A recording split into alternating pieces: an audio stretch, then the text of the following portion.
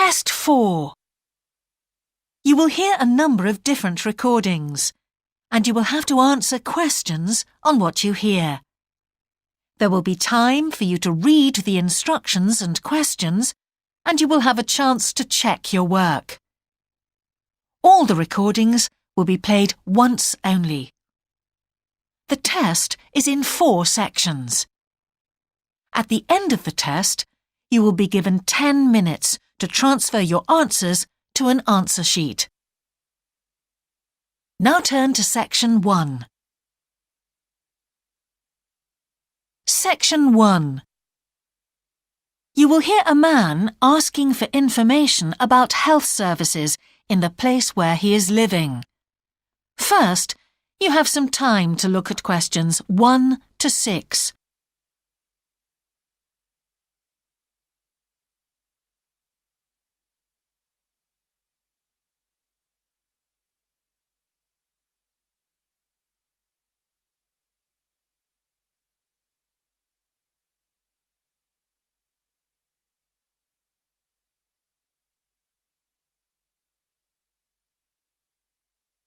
You will see that there is an example that has been done for you.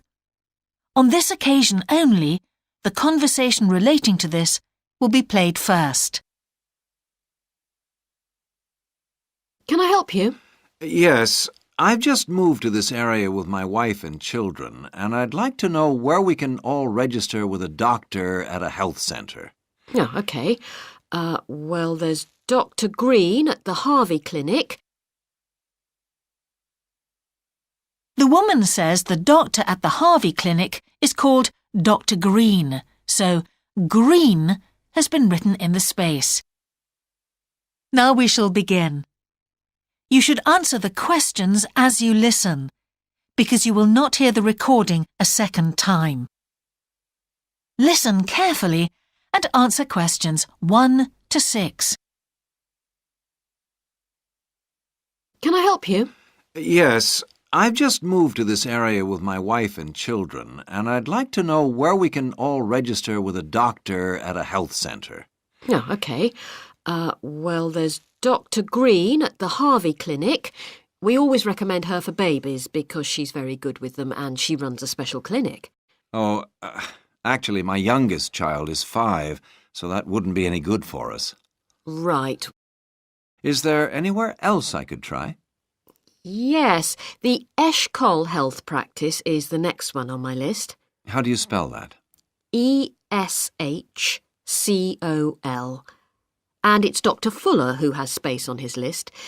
The clinic only opened a year ago, so the facilities are all very modern. That sounds good. And it's particularly good if you're busy during the day because they also do appointments in the evening. They're closed on Saturday, though. The only other place on the list is the health centre on Shore Lane. You can register with Dr. Gormley. That's Gormley. He's new there, but the centre has a very good reputation. Oh, yes. I think I know the road. That would be the best one. Thanks. Could you tell me, will all their services be free? There are usually some small charges that doctors make. Let me see what it says about the Shore Lane Centre. If you need to be vaccinated before any trips abroad, you won't have to pay for this. What else? The Sports Injury Treatment Service operates on a paying basis, as does the Nutritional Therapy Service. Some health centres do offer alternative therapies like homeopathy as part of their pay-to-use service.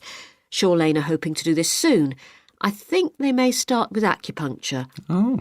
And finally, if you need to prove you're healthy or haven't had any serious injuries before a new employer will accept you, you can get a free fitness check-up there. But you'd most likely have to pay for insurance medicals, though. OK, thanks. Before you hear the rest of the conversation, you have some time to look at questions 7 to 10.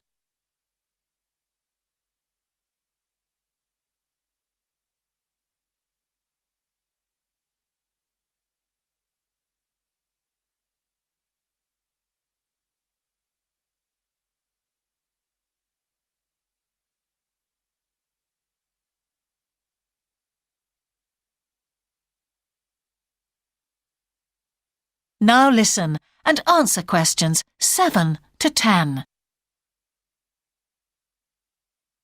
You might also be interested to know the centre is running a pilot scheme of talks for patients. I've got the list here. Actually, they look very interesting. What sort of things? Well, the first one's about giving up smoking. It's next week, the 25th of February at 7 p.m, and that's in room 4. It says the talk will stress the health benefits, particularly for people with asthma or heart disease. That sounds very interesting. There's also a talk for families with children. It's on healthy eating and takes place on the 1st of March at 5 o'clock. Will that be at the health centre? Actually, it's at the primary school on Shore Lane. I imagine they're inviting the parents of pupils there. It says here, all welcome. I might go to that if I have time. There's a couple of other talks. One giving advice about how to avoid injuries while doing exercise. It's on the 9th of March. Oh, it's a late afternoon talk at 4:30, and it'll be in room 6. It also says the talk is suitable for all ages. And finally, there's a talk called Stress Management, which is on the... That is the end of section 1. You now have half a minute to check your answers.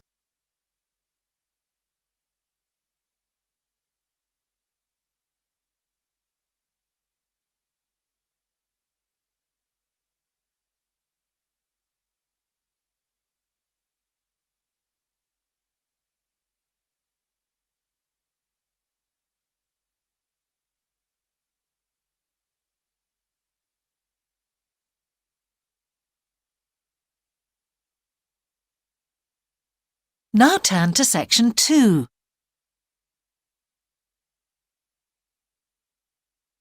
Section 2. You will hear a man who owns a holiday home talking on the phone to a woman who is staying there. First, you have some time to look at questions 11 to 13.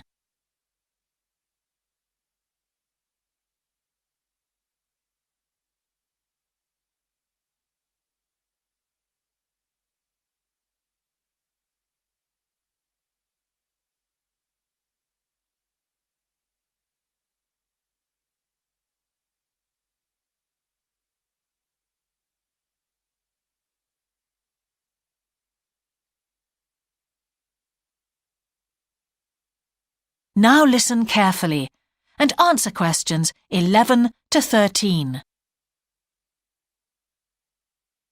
Hello? Hi, it's Laura Carlton here. We've just arrived at the holiday flat, but I can't get the hot water and heating to work. Oh, right. That's easy. Don't worry. In the upstairs cupboard, you'll find the water heater. You'll see 3 main controls on the left at the bottom of the heater. The first one, the round one on the far left, is the most important one for the heating and hot water. It's the main control switch. Make sure it's in the on position. The switch itself doesn't light up, but the little square below will be black if the switch is off. That's probably what's happened. It's got switched off by mistake. The middle one of these 3 controls, you'll see it's slightly larger than the first one, controls the radiators. If you feel cold while you're there and need the radiators on, this needs to be turned to maximum. The last of the 3 controls, the one on the right, is usually on about a number 4 setting, which for the water in the taps is usually quite hot enough. Below the heating controls in the middle is a small round plastic button. If there isn't enough water in the pipes, sometimes the heater goes out. If this happens, you'll need to press this button to reset the heater. Hold it in for about 5 seconds and the heater should come on again. Then there's a little square indicator under the 3rd knob that's a kind of alarm light. It'll flash if you need to reset the heater. It sounds complicated. I'm sure you won't have any problems with it. There should be some more instructions on the side of the heater. Call me back if you can't make it work. OK. Before you hear the rest of the conversation, you have some time to look at questions 14 to 20.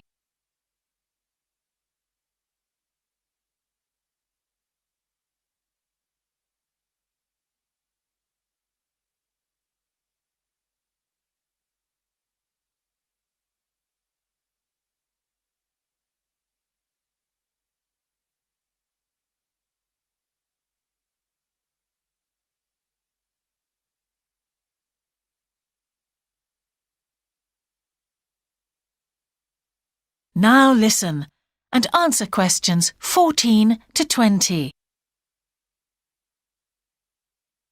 While you're on the phone, we haven't managed to find a few things we need, like extra pillows for the beds and some washing powder. Is there any here? Pillows, yes. If you look in the cupboard, the large white one upstairs, to the left of the bathroom door, there should be 4 or 5 on the top shelf. And if you want to do some washing, there's some powder for that, probably by the back door. There's a kind of shelf there above the sink. In fact, I'm sure there's some there in a large blue box. You need about half a cupful for each wash. Oh, and that reminds me. The spare key to the back door is hanging on a hook on the wall by the sitting room window. Please make sure to put it back when you've used it. The previous guest lost it in the garden and I had to get another one made. And if you have any trouble with the lamps, you'll find some spare bulbs in a large cardboard box. It's on top of the washing machine with all kinds of useful things in it. Oh, and another thing I forgot to mention when we last spoke. Yes? I've left you a local map so you'll be able to find your way around easily. It shows the whole area. I put it in the top drawer of the chest under the TV in your bedroom. There's a whole file of local information in there too. Thanks. What about visiting the town? Can you give us any advice? Yes, you'll need to take the car. It's too far to walk from the flat, really. You have to pay to leave your car in all the car parks now, I'm afraid. I like the one that's by the station best, and you can walk to the town centre from there in 5 minutes. That's where all the best restaurants are. But if you want a takeaway, the Italian one does really good pasta and pizzas. Call 732281 for that one, or 766119 for the Chinese. They're both good, and they'll both deliver to the flat. As for places to visit, yes, do go and see the Railway Museum. The exhibition is small, but really good. It gets very crowded on Sundays, so I suggest you visit it on a quieter day, later in the week, but not on Thursdays, which is market day. You won't find anywhere to park. And it's also the only day of the week when they're not open. Anything else? Not for the moment. Thanks. That is the end of section 2. You now have half a minute to check your answers.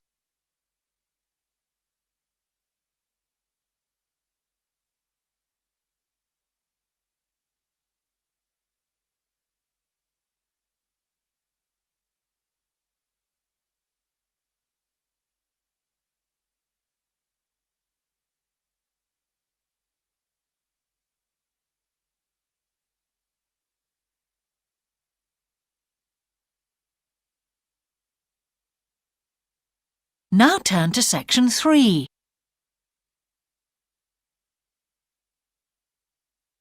Section 3. You will hear a conversation between an English teacher called Paul and a former student of his called Kira. First, you have some time to look at questions 21 to 25.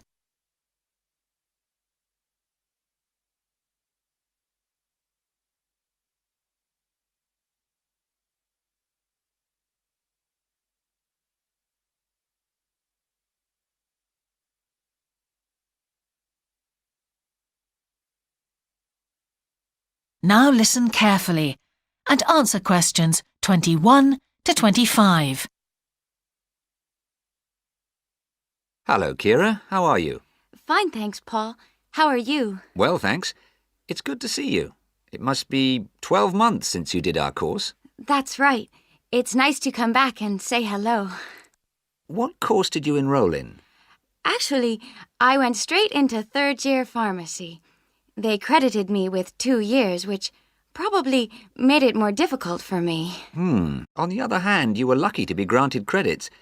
Is that why you chose the course? Yes, and as I'd already finished a course in it in my country, I thought it would be easier if I studied something I already knew. I didn't realize you went into third year. I thought you started in first year. No wonder it was so hard.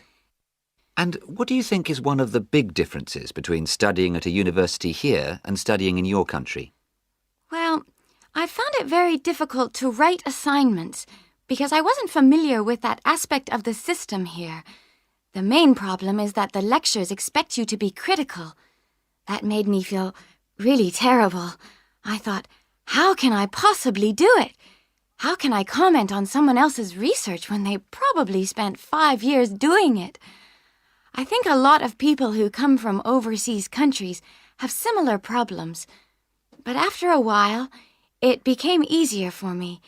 People expect you to have problems with the process of reading and writing, but in fact, it is more a question of altering your viewpoint towards academic study. How was the content of the lectures? Was it easy for you? I didn't really have many problems understanding lectures. The content was very similar to what I'd studied before. And what about the lecturers themselves? Are they essentially the same as lecturers in your country? Well, actually, no. Here they're much easier to approach. After every lecture, you can go and ask them something you didn't understand, or you can make an appointment and talk to them about anything in the course. Maybe you found them different because you're a more mature student now, whereas when you were studying in your country, you were younger and not so assertive. No, I don't think that's the difference. Most of the students here do it.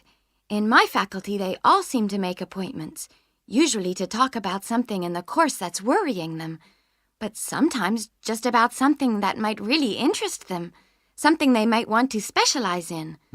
The lecturers must set aside certain times every week when they're available for students. That's good to hear. Before you hear the rest of the conversation, you have some time to look at questions 26 to 30.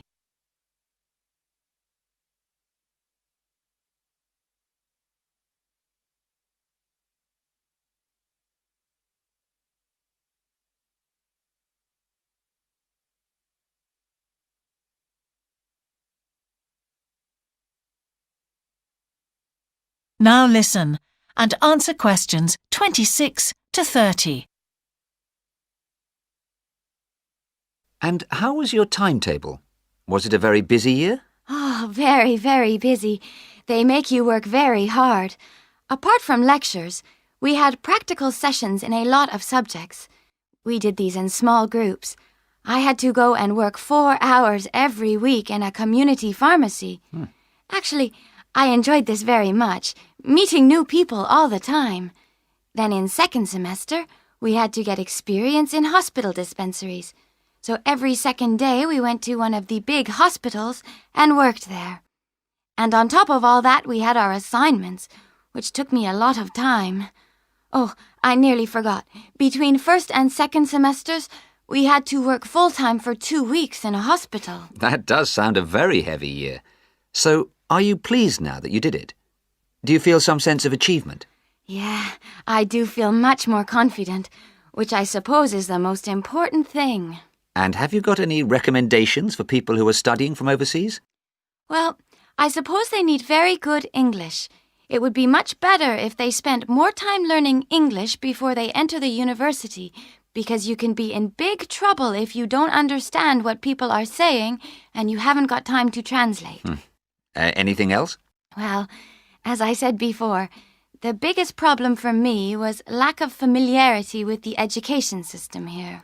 It sounds as if it was a real challenge. Congratulations, Kira. Thanks, Paul. That is the end of section 3. You now have half a minute to check your answers.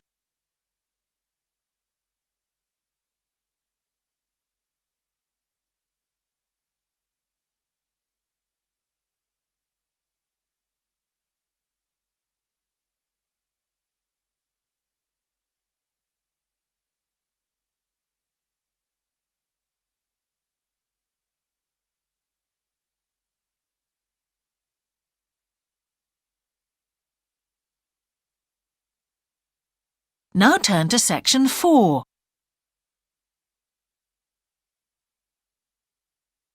Section 4. You will hear a talk about a project on the wildlife found in city gardens in Britain. First, you have some time to look at questions 31 to 40.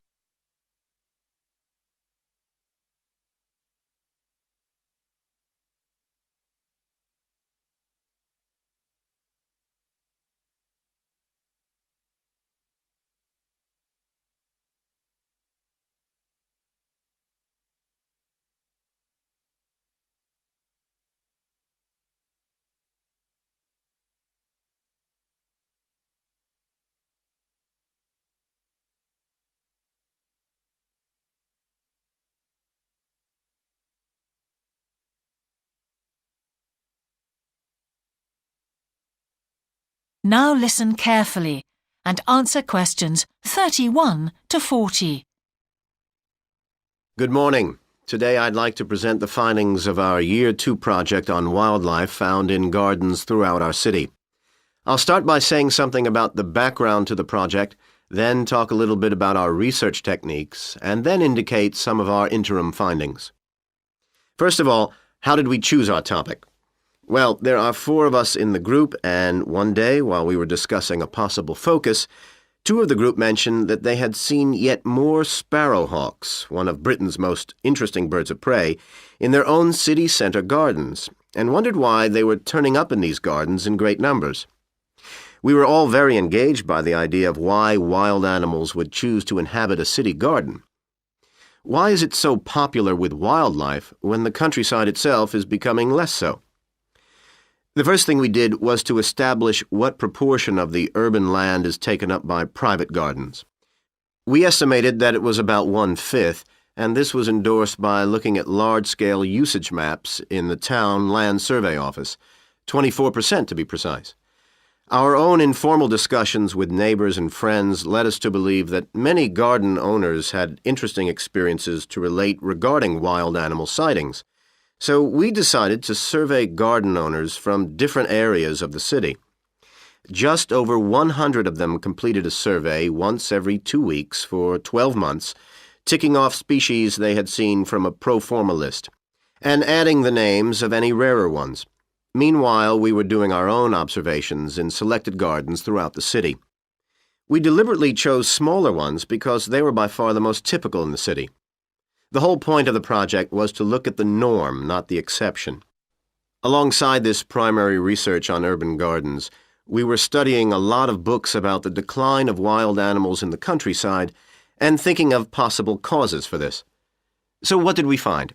Well, so much that I just won't have time to tell you about here. If you're interested in reading our more comprehensive findings, we've produced detailed graphic representations on the college website, and of course any of the group would be happy to talk to you about them. Just email us. What we've decided to present today is information about just 3 species because we felt these gave a good indication of the processes at work in rural and urban settings as a whole.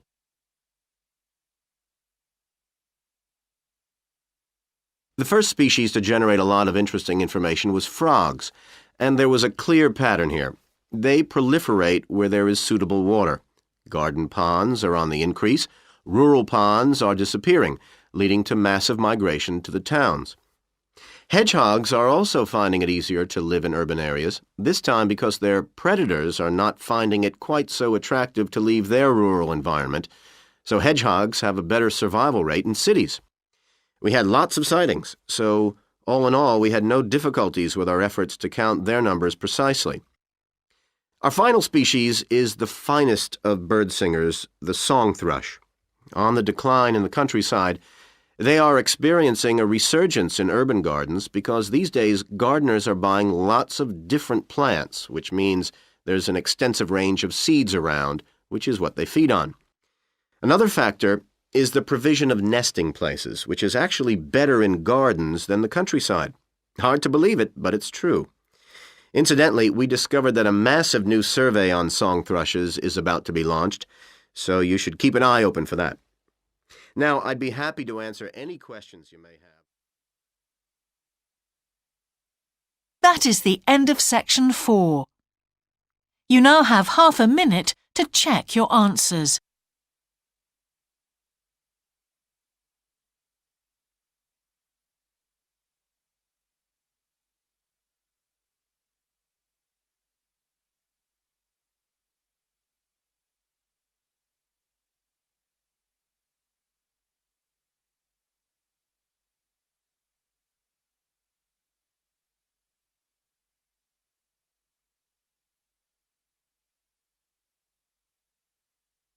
That is the end of the listening test. In the IELTS test, you would now have 10 minutes to transfer your answers to the answer sheet.